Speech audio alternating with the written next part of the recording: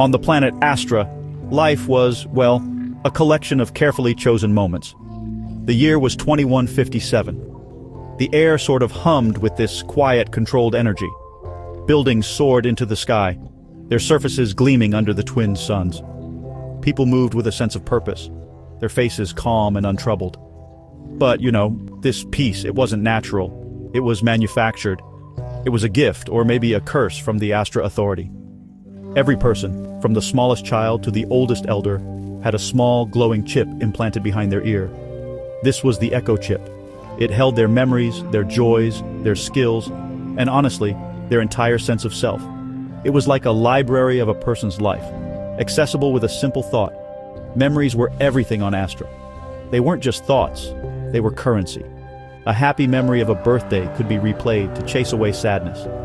The memory of learning a complex skill could be downloaded instantly, making everyone an expert in something. The authority said this was progress.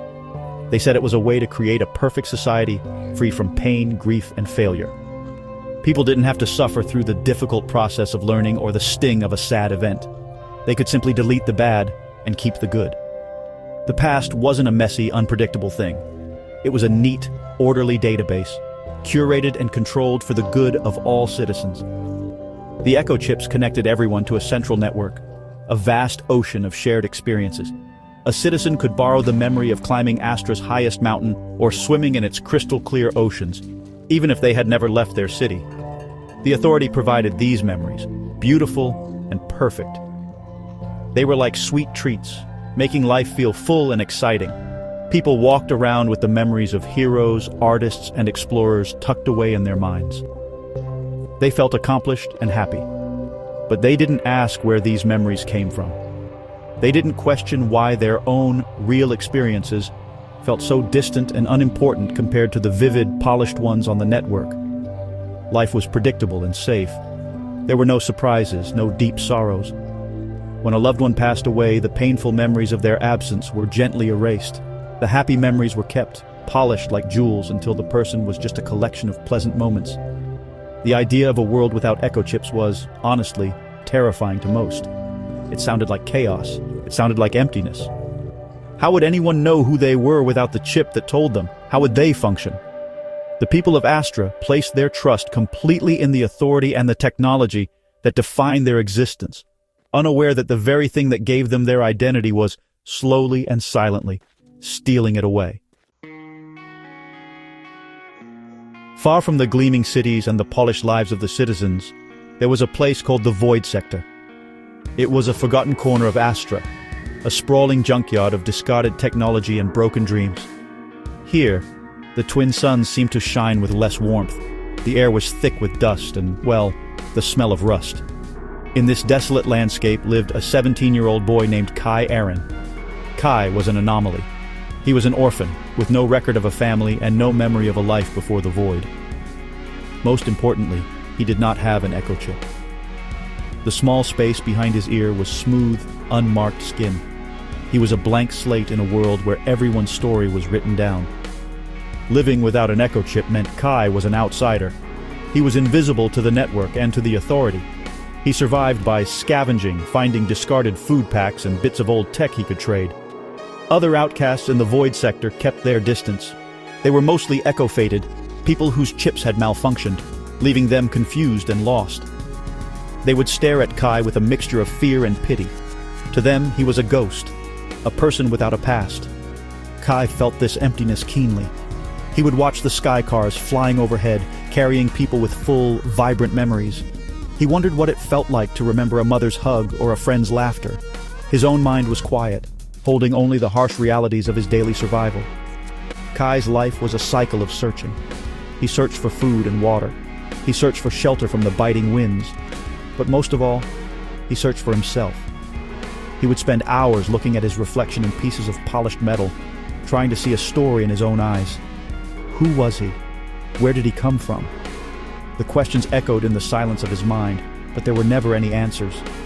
He felt a deep, aching loneliness.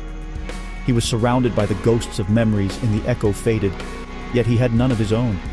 He was a void within the void, a puzzle with all the pieces missing. This lack of a past made him feel less than human sometimes. Despite the emptiness, there was a strength in Kai. He was a survivor. He had learned to rely on his instincts, to read the shifting sands and the moods of the sky. He did not have downloaded skills, but his hands were quick and clever. He could fix broken droids and jury-rigged power cells. These were skills he had learned through trial and error, through the real, painful process of making mistakes. He did not know it, but this made him different. It made him real. In a world of borrowed memories and programmed skills, Kai was building something that was truly his own, one difficult day at a time, in the heart of the forgotten sector. As Kai grew older, something began to change within the quiet emptiness of his mind. At night, when the twin suns set and the void was plunged into darkness, his sleep was no longer a blank space. It was filled with dreams. These were not the polished, perfect memories from the network. They were strange, fragmented, and powerful. He dreamt of places he had never seen, of soaring through star-filled skies and fighting shadowy creatures made of swirling light. He would wake up with his heart pounding, the images still vivid in his mind. The dreams felt more real than his waking life, like echoes of a life he was never supposed to know. The dreams were just the beginning. Strange things started to happen when he was awake too. One day, while being chased by an aggressive patrol droid, Kai found himself cornered. With no way out, he closed his eyes and wished he was invisible. When he opened them, the droid was scanning the area, its red optical sensor passing right over him as if he wasn't there. It whirred in confusion and then moved on. Kai looked at his hands, trembling. How had he done that? It was not a skill he had learned. It was an instinct, a sudden, impossible power that had come from deep within him. He felt a flicker of something new inside him, not just fear, but wonder. These abilities grew. He discovered he could move with incredible speed, dodging falling scrap metal with a grace he didn't know he possessed. He could understand the complex schematics of ancient technology just by touching it. The information flowing into his mind not as a memory, but as a deep, intuitive understanding. He kept these new skills a secret, practicing in the deepest parts of the void where no one could see him. Each new discovery was both thrilling and terrifying. These abilities didn't feel borrowed. They felt like they belonged to him, like parts of himself that were slowly waking up after a long, long sleep. The whispers in his mind grew louder. Sometimes, in the quiet moments, he would hear a voice. It was not a real voice, but a thought that was not his own. It would warn him of danger or guide him towards a hidden stash of supplies. It felt ancient and wise. The voice, the dreams, the powers, they were all connected. They were clues, pointing towards a truth he couldn't yet understand. Kai was no longer just a boy with no past. He was a boy with a secret, a deep and powerful mystery that was beginning to unfold in the darkness of the void sector. He was more than empty. He was full of something waiting to be released. Kai's secret world collided with the world of the cities on a day when the sky was the color of bruised metal. He was scavenging near the edge of the void when he saw a skycar crash, spiraling down in a plume of black smoke. Rushing to the wreck, he found a young woman trapped inside. She was conscious, her face smudged with soot, her eyes wide with fear and determination. She was clearly from the city. Her clothes were clean, and behind her ear, her echo chip was blinking erratically. Patrol droids were already closing in, their sirens wailing in the distance. Without a second thought, Kai used his newfound strength to pry open the door and pull her out. The woman's name was Lyra. She was not a typical citizen. She was a scientist and she was on the run. "They know," she whispered, her voice trembling as Kai helped her into the shadows of a giant scrap heap. "The authority. They know I found the truth." Lyra looked at Kai, her gaze sharp and analytical despite her fear. She noticed the absence of a chip behind his ear. You don't have a chip," she said, her voice filled with disbelief. "How is that possible? No one can survive without one." Kai just shook his head, unsure how to explain a life he barely understood himself. He was used to being seen as a nobody, a glitch. But Lyra looked at him as if he were the most fascinating puzzle she had ever seen. As they hid from the patrol droids, Lyra explained what she had discovered. She had been studying the Echo Chip network and found a terrible secret. The chips were not just storing memories, they were slowly consuming them. The Authority wasn't just curating the past, They were feeding on it. Kai listened, and for the first time, the whispers in his own mind seemed to make a terrible kind of sense. Lyra, in turn, was fascinated by Kai. She watched as he instinctively disabled a searching droid with a tool he had fashioned from scrap, his movements precise and confident. She realized he was not a glitch. He was something else entirely. "You're an original," Lyra finally said, her eyes alight with a sudden, stunning realization. "I've only read about it in forbidden texts. A human who doesn't need an echo chip. Someone whose mind generates its own identity, its own memories, its own skills." The word hung in the air between them. Original. It was a name for what he was. It meant he was not empty. It meant he was whole. In that moment, hiding in the ruins of the past, Kai felt a flicker of understanding. He was not a mistake. He was different. And in a world that demanded everyone be the same, being different was the most dangerous and powerful thing a person could be. Lyra explained the horror she had uncovered, a plague she called the echo fade. It was, a slow, creeping sickness of the mind that was spreading across Astra, and the Authority was hiding it. People with echo chips were not just losing bad memories, they were losing everything. Their own true experiences, the small, imperfect, real moments that make up a life, were being overwritten and consumed by the network. The polished, shared memories provided by the Authority were like beautiful, invasive weeds, choking out the native flowers of a person's mind. The echo-faded people Kai saw in the void were the final stage of this process, their identities erased, leaving them as empty shells. The Astra Authority, the supposed protectors of the people, were the architects of this silent crisis. Lyra revealed that they were not just leaders, they were gatekeepers. They controlled the flow of all memories and experiences. They decided what people should feel, what they should know, and who they should be. This control gave them, honestly, absolute power. By making the population dependent on the Echo Chip network, they ensured no one would ever question their rule. The Echo Fade wasn't a malfunction, it was a feature.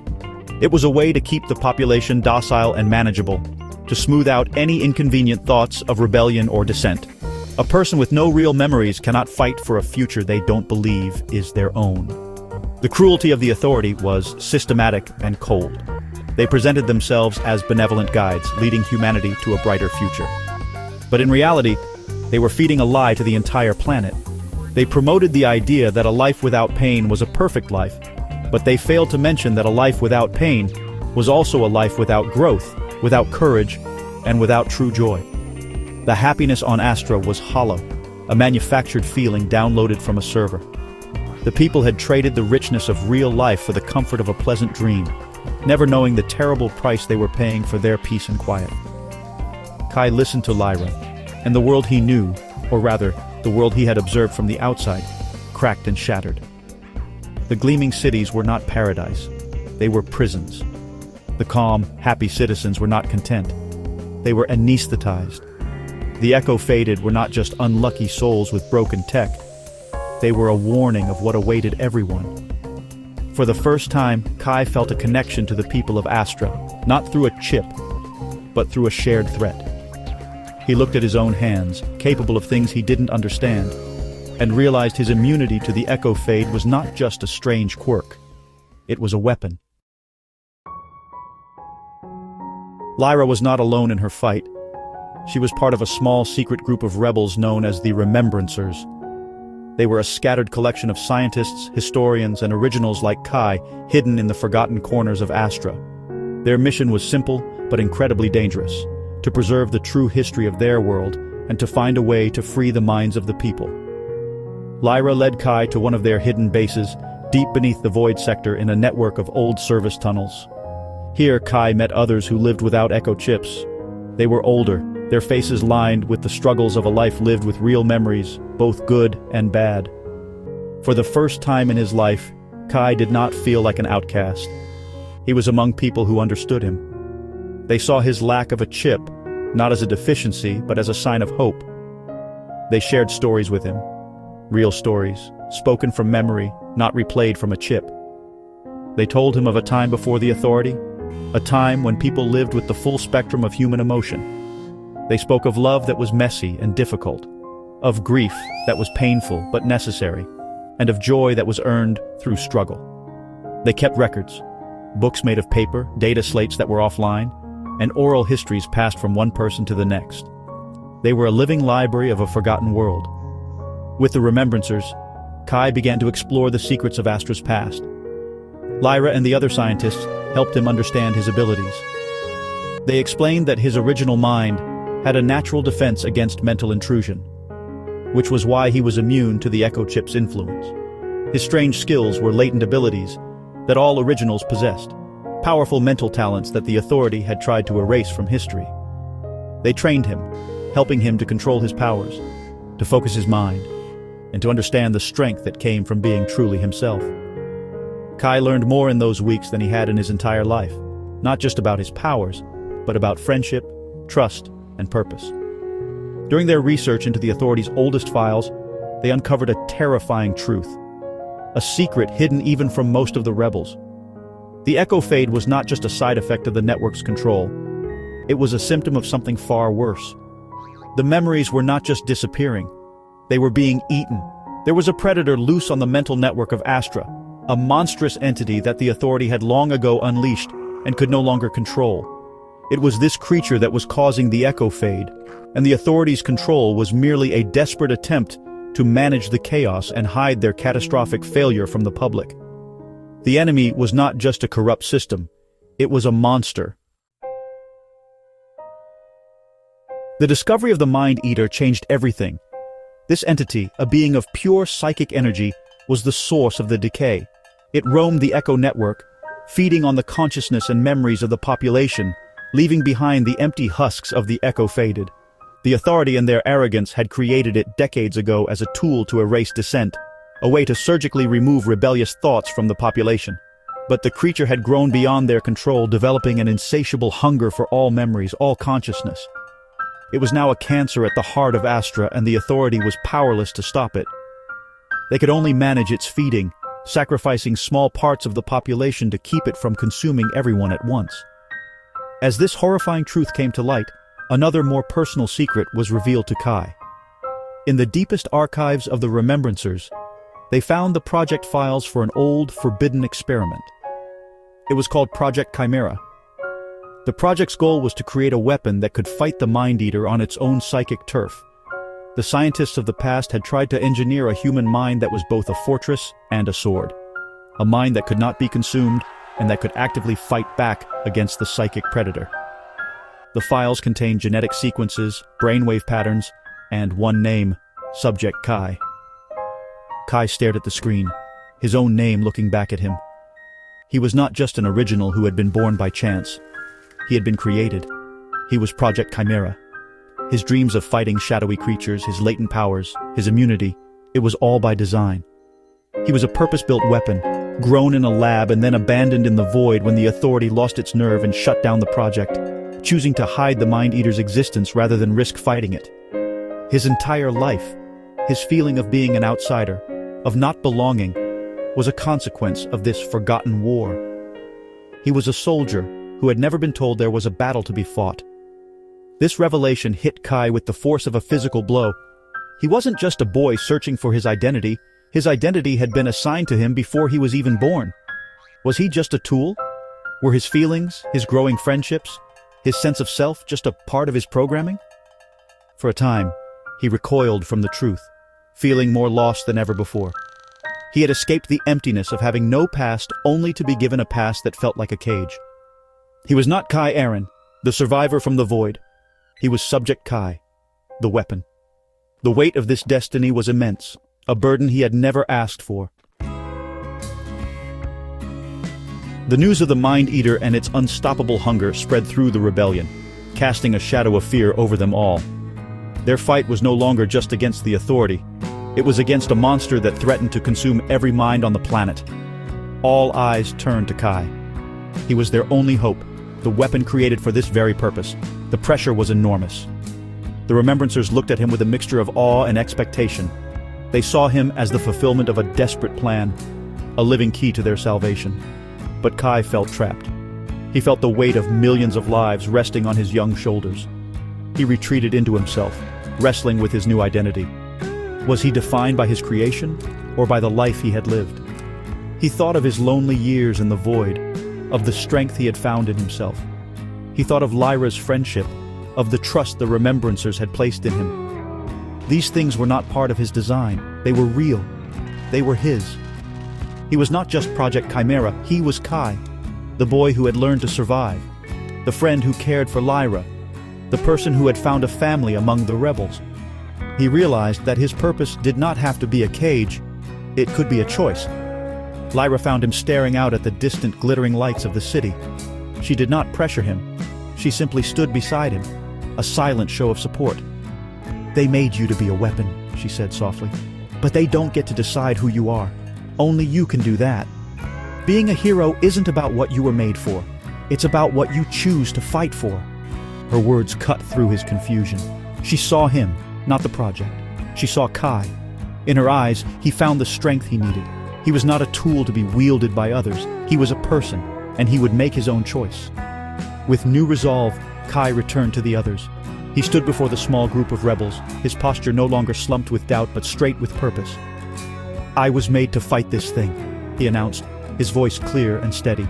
"But I won't do it because I was designed to.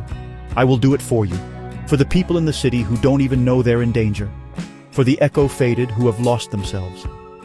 I will fight to give everyone a chance to have a real life, to make their own memories." It was no longer a destiny forced upon him. It was his mission. He had chosen his path. He would face the Mind Eater.